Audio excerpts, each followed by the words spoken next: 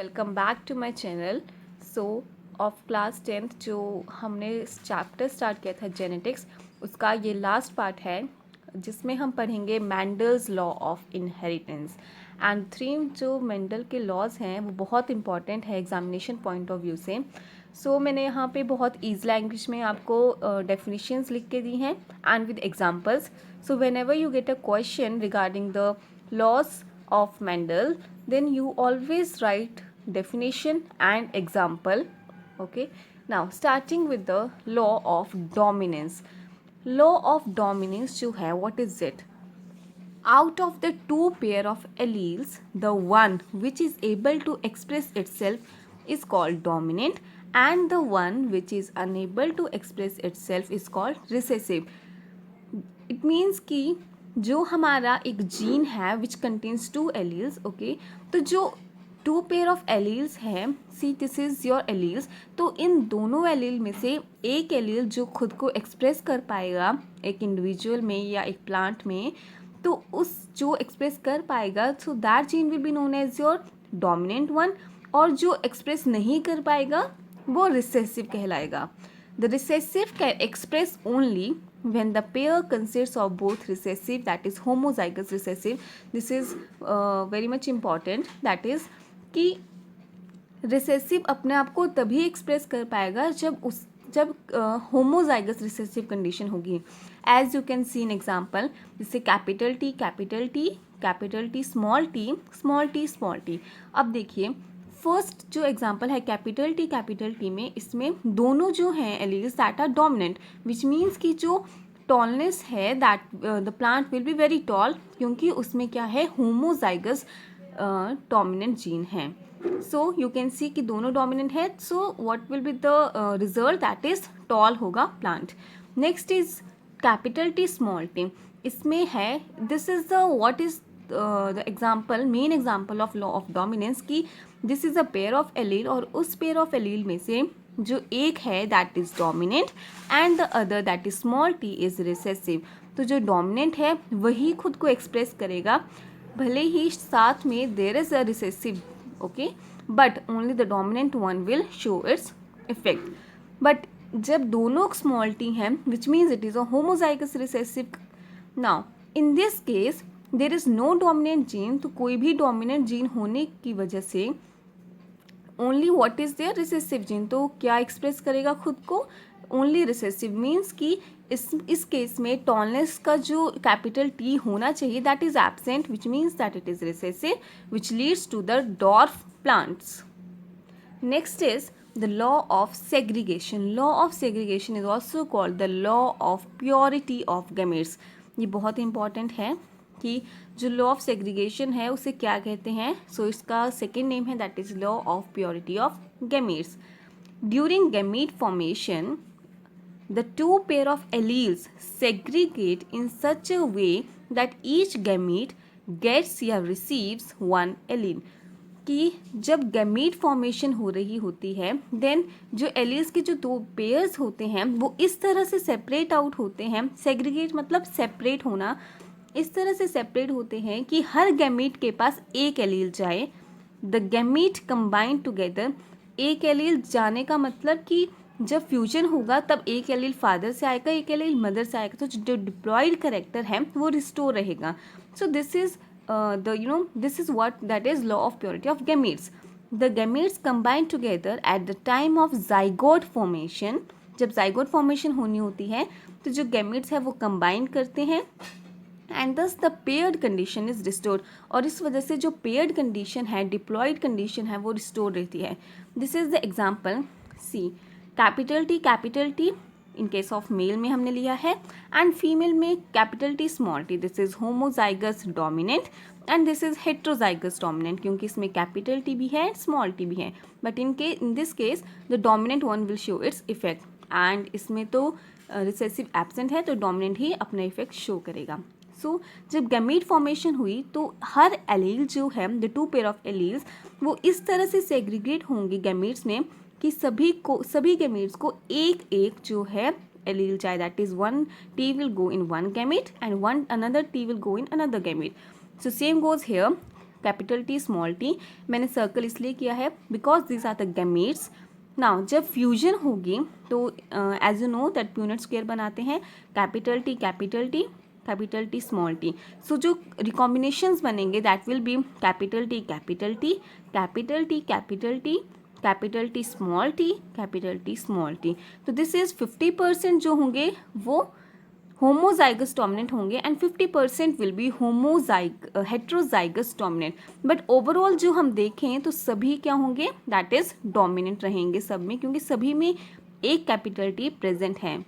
सो सभी प्लांट्स क्या होंगे टॉल होंगे, they will not dwarf as small t is absent in this case. So this is what that is 100% जो plants हैं वो tall रहेंगे and this is what is known as your pure characters और pure breed कि ये आगे जाके भी अपने individuals को tall बनाएंगे। But in this case heterozygous में they are not known as pure because इनमें क्या है स्मॉल टी भी प्रेजेंट है। सो जब वो आगे किसी अपने नेक्स्ट पेरेंट्स या जब इनका नेक्स्ट फ्यूजन होगा then they can also lead to a dwarf character. So this is not your pure breed. So this for the law of segregation और the law of purity of gametes. Law of independent assortment. So this is also very much important क्योंकि law of independent assortment जो है वो बहुत बार पूछा जाता है। So what is its definition? Moving to the definition, when there are two pair of characters, जब हमारे पास दो characters होते हैं, the distribution of the alleles of one character into the gametes, जब हमारे पास दो characters होंगे तो एक character की distribution into the gametes is independent, it's every time independent of the distribution of the alleles of the another character, which means that आपके पास अगर दो करेक्टर्स दिए हैं जैसे एक है round and another is yellow, तो ये दो डिफरेंट करेक्टर्स हैं that is round seed and yellow seed. तो अगर आपके पास राउंड है और येलो दो करेक्टर्स हैं तो दिस इज़ कि आपका जो राउंड वाला करेक्टर है वो जब गैमेट्स बनाएगा तो जो गैमेट्स में आर जाएगा that is always independent of the Y that is yellow.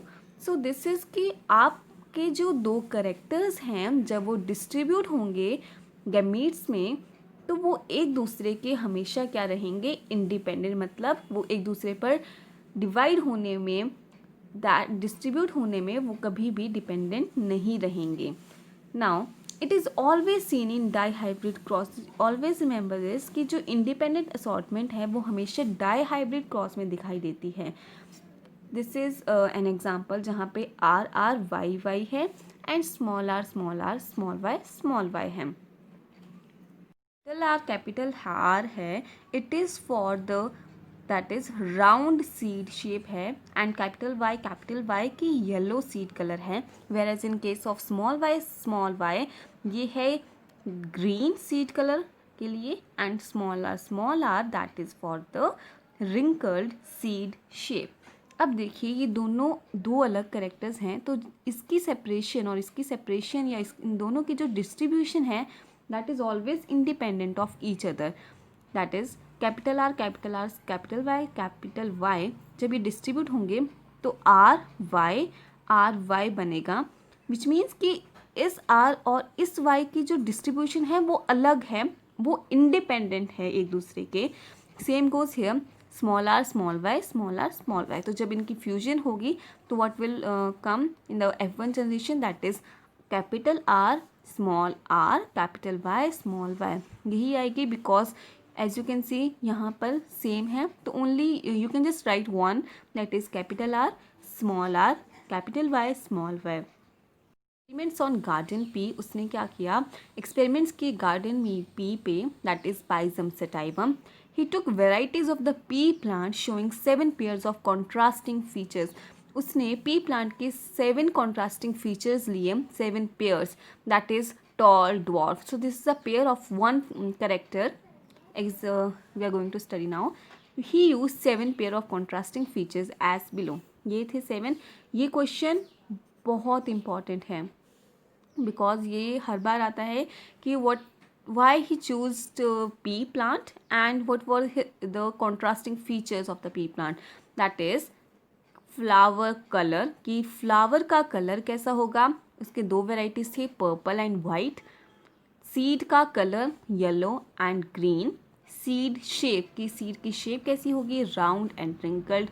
Pod की शेप कैसी होगी, दैट इज इन्फ्लेटेड और कंस्ट्रक्टेड, कि वो कंस्ट्रक्टेड रहेगा या इन्फ्लेटेड रहेगा। पॉड कलर, की जो पॉड है उसका कलर कैसा रहेगा, एज वी नो कि ग्रीन भी हो सकता है and yellow. Position of the flower, की फ्लावर किस पोजीशन पे है प्लांट पे, दैट इज एक्सिलरी पोजीशन में होगा या फिर टर्मिनल पोजीशन में होगा। And last but not the least, that is height of the plant, की हाइट कैसी रहेगी, दैट इज टॉल और dwarf.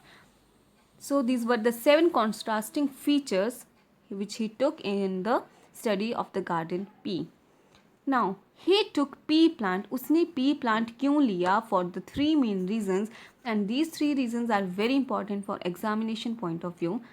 Starting with the first main reason, many varieties were available in the alternative forms of a character.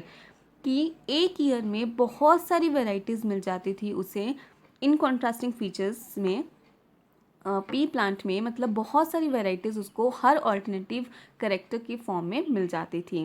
कई बार toll मिलते, कई बार dwarf मिलते, कई बार seed की शेप राउंड होती, सो the next time will be wrinkled, मतलब कि varieties were in large number.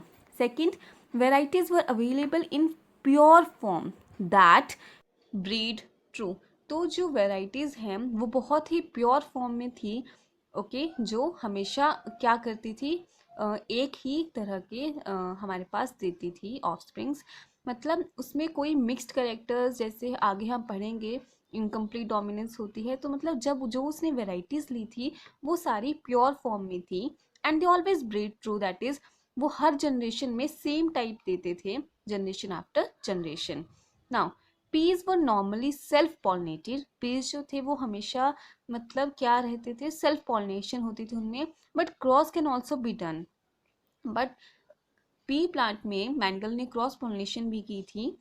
उसने क्या किया था, जो स्टिग्मा है उस पर उसने पॉलीथीन का बैग चढ़ा दिया था, ताकि जो क्रॉस पॉलिनेशन है वो हो सके, रैदर देन सेल्फ पॉलिनेशन, की सेल्फ पॉलिनेशन ना होकर वो अपने डिजायर्ड जो एंथर्स हैं या अपने डिजायर जो जीन्स उस प्लांट में डालना चाहता है वो उसे डाल सके। So the cross pollination can also be done. जो क्रॉस पोलिनेशन थी वो उसने आर्टिफिशियली की, जैसे मैंने आपको बताया। Next will study about the 2 crosses, that is monohybrid and dihybrid cross. So starting with the monohybrid cross, when only one allylic pair is considered. जब हम एक ही एलिलिक पेयर के बारे में पढ़ते हैं इन क्रॉस ब्रीडिंग, तो उसको हम कहते हैं मोनोहाइब्रिड क्रॉस। डाइहाइब्रिड मतलब जब हम 2 एलिलिक पेयर्स के बारे में स्टडी करते हैं। मोनोहाइब्रिड का एग्जांपल आएगा, दैट इज कैप, जैसे टॉल है, डॉर्फ है, तो this is what your one allylic pair, की एक ही एलिलिक पेयर है, this is.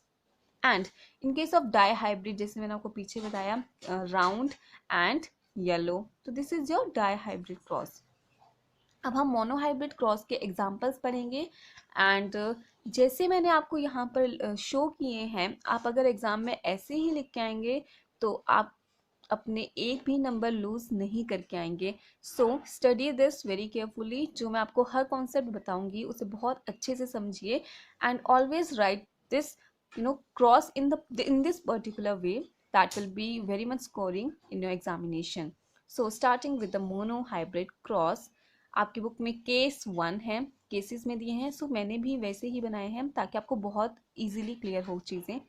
Case 1, your parents in the book were taken as small a, capital A। तो जो small a है वो टर्मिनल फ्लावर के लिए रिप्रेजेंटेड है, and capital A that is auxiliary flower. This is what your, कौन सा character है, पोजीशन ऑफ द फ्लावर, की फ्लावर किस पोजीशन पर है। अब देखिए, ऑलवेज राइट पेरेंट्स, पेरेंट्स के साथ आप लिखिए जीनोटाइप और नीचे फिनोटाइप, और you can write phenotype above and genotype below as you are comfortable.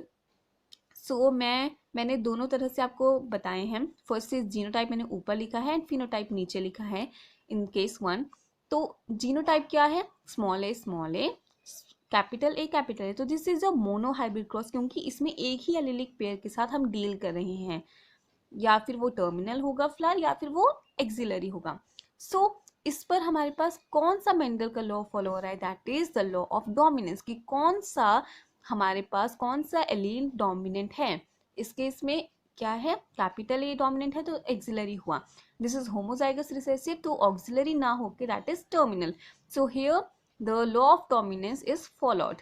अब इसके जब गैमीट्स बने तो गैमीट्स के बाद क्या हुआ, okay no this is what your law of segregation, की हर एलील जो है हर गैमीट में जाएगा, that is a capital A, so this is a law of segregation.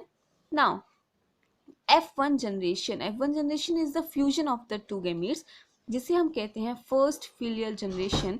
इस ये 1 मार्क क्वेश्चन में आती है कि F1 generation and F2 generation की डेफिनेशन लिखिए, तो you can just write that F1 generation is called as the first filial generation. Now इसमें क्या है, फ्यूजन हुआ, कैपिटल ए लिखा, स्मॉल ए लिखा, तो जब हमने फ्यूजन किया तो हमारे पास ये रिकॉम्बिनेशंस बने। सो इसमें क्या हुआ, इसमें भी कौन सा डोमिनेंट है, दैट इज एक्सिलरी, बिकॉज सभी में कैपिटल ए प्रेजेंट है।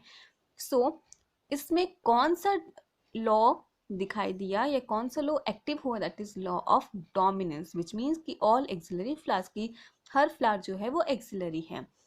अगर अब हम इसी F1 जनरेशन की सेल्फ पॉलिनेशन करें, मतलब इसी के जो ऑफस्प्रिंग्स हमें F1 जनरेशन में मिले उनको हम क्रॉस करें, that is a capital A small ए।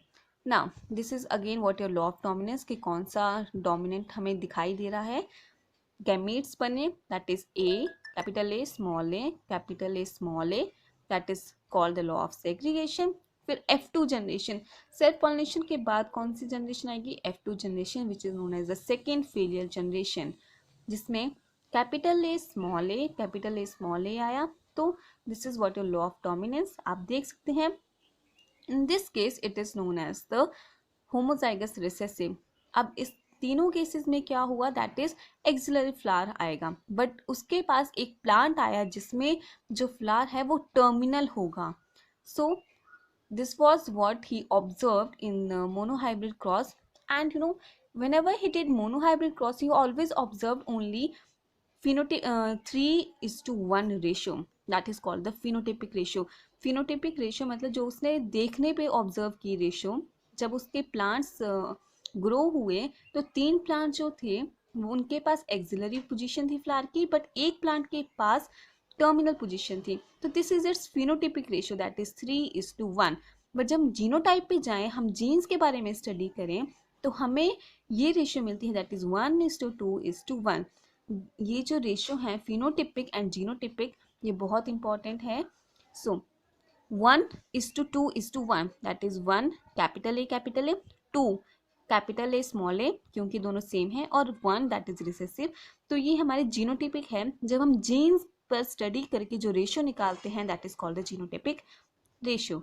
तो एंड में आप ये भी लिख सकते हैं, दैट इज जो 1:2:1 ratio I, that is this, that is capital A ratio capital A small A. You need not write capital A small a 2 times because it is clear from the genotypic ratio कि 1:2:1 ratio है, so it is clear in this way also. So this was your F2 generation की जो हमारी phenotypic और genotypic ratio I, that is 3:1 and 1:2 respectively. Next is your case 2, जिसमें parents हैं capital T small T. जो इसके phenotype हैं, इस केस में मैंने फिनोटाइप ऊपर लिखे हैं एंड जीनोटाइप नीचे। So you can do as you are comfortable with. Phenotype जैसे टॉल है, दैट इज प्योर टॉल, क्योंकि इसमें कैपिटल टी है, एंड डॉर्फ स्मॉल टी। अब देखिए इसके जब गैमीट्स बने तो गैमीट्स क्या हुआ, कैपिटल टी आया, कैपिटल टी 2 में हुआ, same goes with the dwarf one. तो जब F1 जनरेशन हुई then we got the recombination that is capital T small T, and this is the Punnett square I have drawn, capital T small T. तो जब recombination हुई तो हर में क्या बना हमारे पास, capital T small T. Now remember this was your pure tall, ठीक है, जिसमें कैपिटल टी है, बट आपके पास टॉल एक और केस में है, जैसे हम यहाँ देख सकते हैं, that is capital T small T. इसमें एक डोमिनेंट है, एक रिसेसिव है। बट डोमिनेंट एक्सप्रेस करेगा तो इस केस में जो F1 जनरेशन में मिले that are all tall. Now self pollination, जब हमने F1 जनरेशन की सेल्फ पॉलिनेशन की, देन क्रॉस किया कैपिटल टी स्मॉल टी के बीच में, देन गैमीट्स बने, एक आया कैपिटल टी, एक आया स्मॉल टी, सेम यहाँ पर। और F2 जनरेशन में क्या हुआ, capital T small T, capital T small T, so what we get that is capital T small T and capital T small T. Now this is what your phenotypic ratio and genotypic ratio जब उसने observe की Mendel ने, तो he got the result same results as we observe in the case 1, that is phenotypic ratio I 3:1, जो उसने observe किया कि जो 3 प्लांट्स हैं वो तो टॉल है but 1 plant it remained dwarf, that is it's phenotypic ratio, की जो उसने बाहर ऑब्जर्व करके रेशियोज निकाली। बट जब हम उसके जीनोटिपिक रेशियो में करते हैं, मीन जीन के बारे में स्टडी करके रेशियोज निकालते हैं, then he again the ratio came out that is 1:2:1, 1:2:1, that is capital T ratio capital T small t। तो फिर से उसी के पास सेम रेशियोज आई, दैट इज जो हमने केस 1 में स्टडी की, phenotypic आई 3:1 and genotypic आई 1:2:1, which is similar as we studied the ratios in the case 1। Now we are moving with the case 3, जहाँ पे पेरेंट्स हैं राउंड एंड रिंकल्ड, फिनोटिपिक आ गया राउंड एंड रिंकल्ड, जीनोटाइप आ गया हमारे पास कैपिटल आर स्मॉल आर। अब इसमें कैपिटल आर स्मॉल आर क्यों नहीं लिया, because Mendel always use the pure breed, मतलब वो बाई चांस ही प्योर ब्रीड यूज हुआ उससे, okay, so he used always the pure breed. So this was also one of the reason कि जो मेंडल है वो बहुत सक्सेसफुल रहा जेनेटिक्स में। नाउ पेरेंट्स आए, गैमीट्स 1 आर, स्मॉल आर आया, स्मॉल आर इधर आया। अब मैंने ये ब्लैंक इसलिए किया छोड़ा है ताकि मैं आपको साथ साथ में शो कर सकूं, which will make you much clear things. Now F1 generation जो आई कॉम्बिनेशन के बाद, देखिए कैपिटल आर स्मॉल आर। अब देखिए जब हम प्यूनेट स्क्वायर में क्रॉस करते हैं तो how we have to take the things, that is capital R यहाँ से लिया, स्मॉल आर, तो क्या बना हमारे पास capital R small R, we take 1 R from here and small R from here, तो कैपिटल आर स्मॉल आर बना। फिर इस वाले आर को भूल जाइए, next take the next one. Now capital R small R and capital R small R, don't confuse कि सभी कैपिटल आर स्मॉल आर आए तो क्या पता ये रॉन्ग हो, but no, just follow the format कि आपको कैसे बनाना है ये यूनिट्स के, एक आर यहाँ से लिया, एक यहाँ से लिया, then next go same capital R small R, फिर इसको भूल कर just go with the next R, capital R small R. So जो इसकी फिनोटिपिक रेशियो आई, just see what is its phenotypic ratio and what is its genotypic ratio। तो इसके phenotypic और जीनोटिपिक रेशियो समझने के लिए we have to do the self crossing of F1 generation. तो F1 जनरेशन के पास हमारे पास क्या आया combination, that is capital R small R. तो सेल्फ पॉलिनेशन करने के लिए हमने कैपिटल आर स्मॉल आर किया इनटू, जस्ट रिमेंबर कि आपको ये क्रॉस ज़रूर बनाना है जो डिफाइन करेगा कि this is what your crossing. अब इसके गैमीट्स बने, दैट इज कैपिटल आर इधर आया, small R. Now same goes with this, that is capital R and small r, and always circle the gametes to differentiate between the parents and the gametes। जब हमारे पास F2 generation बनेगी तो इसमें क्या recombinations बनेंगे, so what are the combinations, that is अब हमारे पास क्या है गैमीट्स में कैपिटल आर स्मॉल आर, तो इसमें कैपिटल आर स्मॉल आर और इधर भी क्या है capital R small R, so capital R small R, just write in this way. फिर हम प्यूनेट स्क्वायर बनाएंगे, जब हम प्यूनेट स्क्वायर बनाएंगे देन व्हाट विल हैपन, देखिए कॉम्बिनेशन कैसे बनाएंगे, कैपिटल आर स्मॉल आर, और you can also go with small R capital R anyway. Now next is capital R small R will write down here, and this is your small r, so you write in this way small r। So what is कि ये हमारे पास Punnett square हमारे पास बन गया। अब इसमें जो phenotypic और जीनोटिपिक रेशियो हमने निकालनी है, दैट इज इन दिस वे। देखिए फिनोटिपिक हमें देखने में, मेंडल को देखने में क्या ऑब्जर्व हुआ कि जो तीन प्लांट्स हैं उनके राउंड सीड्स हैं, बट एक के रिंकल सीड्स हैं। तो he differentiated on the basis of he observed the plants. So उसकी फिनोटिपिक रेशियो क्या आएगी, दैट इज 3:1 कि तीन प्लांट्स के पास जो है येलो है और एक के पास रिंकल सीड है। वेयरएज जब हम इसकी जीनोटाइपिक रेशियो स्टडी करेंगे, दैट इज जब हम इसके जीन्स के बारे में स्टडी करेंगे, तो हम देख सकते हैं कि एक होमोजाइगस है, दो हेट्रोजाइगस है और एक होमोजाइगस रिसेसिव है। सो जीनोटाइपिक रेशियो आई 1:2:1, that is 1 is homozygous dominant, 2 are heterozygous dominant and 1 is homozygous recessive. We can also write the phenotypic ratio as capital R ratio, capital R ratio, small r, which is equal to, that is 1:2:1 ratio. We are going to study the dihybrid cross. जैसे हम definition पढ़ी कि dihybrid cross is the cross which deals with two pair of contrasting characters. जैसे हमने example लिया है round and yellow, wrinkled and green. तो these are your parents की जो जीनोटाइप है capital R, capital Y, small R, capital Y. तो इसके जो फिनोटाइप है round, yellow, wrinkled and green. तो इसके बीच में हमने क्या किया, क्रॉस किया। क्रॉस करने के बाद जो गैमीट्स बने, that will be these are independent of each other. जब इनकी डिस्ट्रीब्यूशन होगी गैमीट्स में, तो दोनों इंडिपेंडेंट रहेंगे एक दूसरे के। This is your law of segregation. तो यहाँ पे जो लॉ ऑफ सेग्रीगेशन है वो फॉलो हो रहा है। So the gametes will be capital R, capital Y, capital R, capital Y, in this case small r, small y, small r, small y. अब जो हमारे पास F1 जनरेशन बनेगी, F1 जनरेशन कैसे बनेगी, जस्ट सी। हम क्या लिखेंगे यहाँ से, will take capital R, capital Y, small r, small y। हम प्यूनेट स्क्वायर बनाएंगे।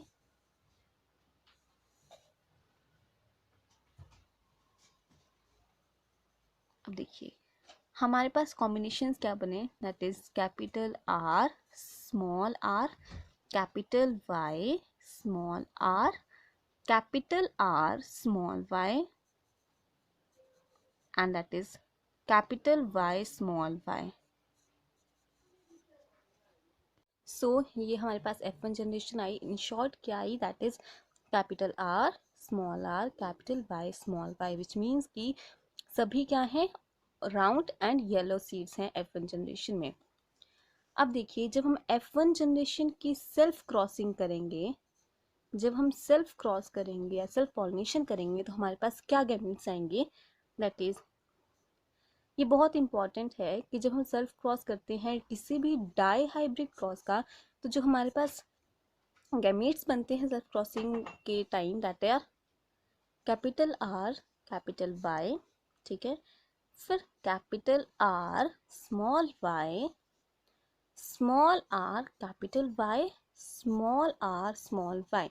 दो बार जो है वो हमने आर कैपिटल रखना है एंड दो बार स्मॉल रखना है, and why they are alternating कि एक बार कैपिटल वाई होगा, एक बार स्मॉल, एक बार कैपिटल, एक बार स्मॉल।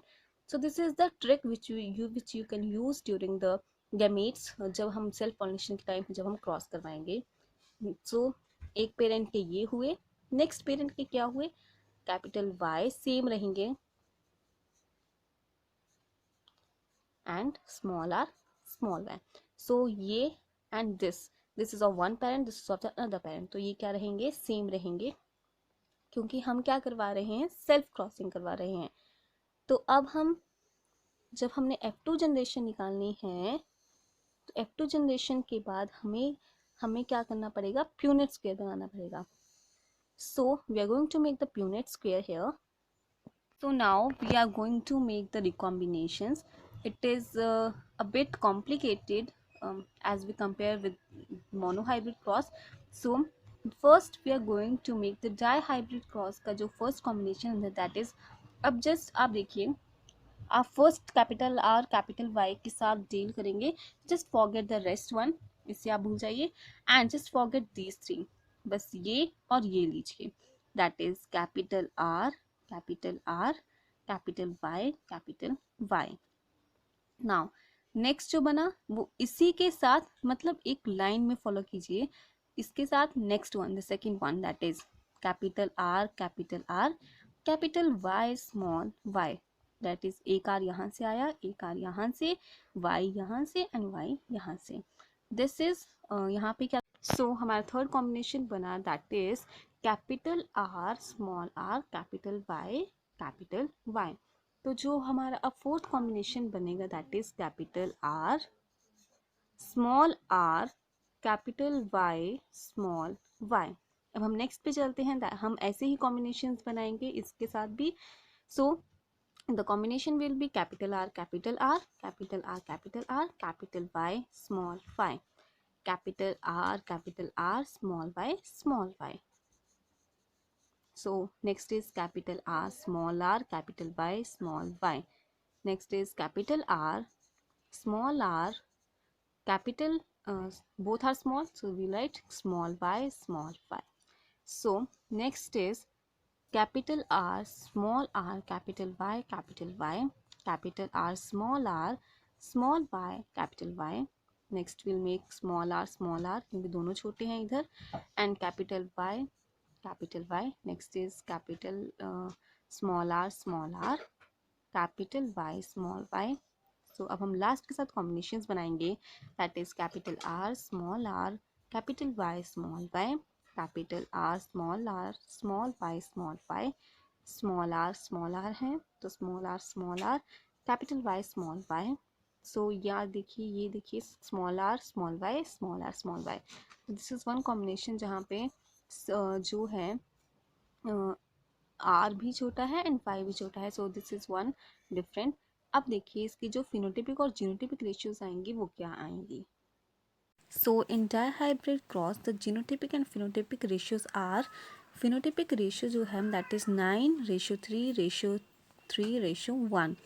That means कि जो 9 जो combinations बने that are round and yellow, whereas जो next 3 बने they are only round, as you can see 1, 2 and 3 they are only round. Next 3 जो है वो ओनली येलो हैं, जहाँ पे कैपिटल वाई प्रेजेंट होगा बट कैपिटल आर जो है वो नहीं प्रेजेंट होगा. So as you can see ये 3 कॉम्बिनेशन जो हैं ये येलो के लिए हैं. So the one which is that is green and wrinkle. So the phenotypic ratio of dihybrid cross is 9:3:3:1. If we compare this ratio with the ratio of the monohybrid cross, then we know that in monohybrid that is 3:1, but in dihybrid it is 9:3:3:1. So the difference between monohybrid and dihybrid cross on the basis of the ratios, whether genotypic or phenotypic, is very important. If we move to the genotypic ratio of the dihybrid cross, so you can see it is very complex.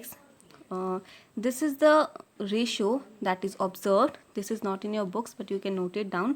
That is 1:2:1:2:4:2:1:2:1.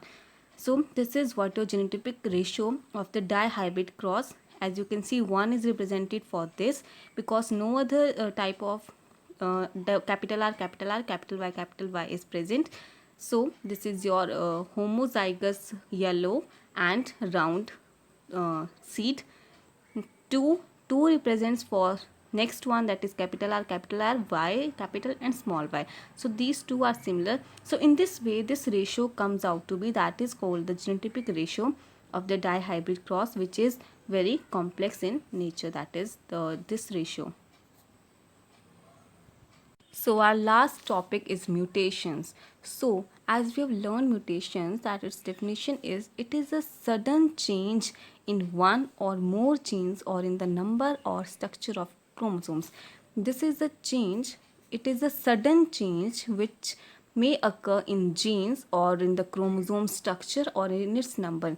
If any change or occurs in the following, then that is known as the mutation. This is what a sudden change, and mutation is a key to evolution, which means that evolution is caused due to mutations.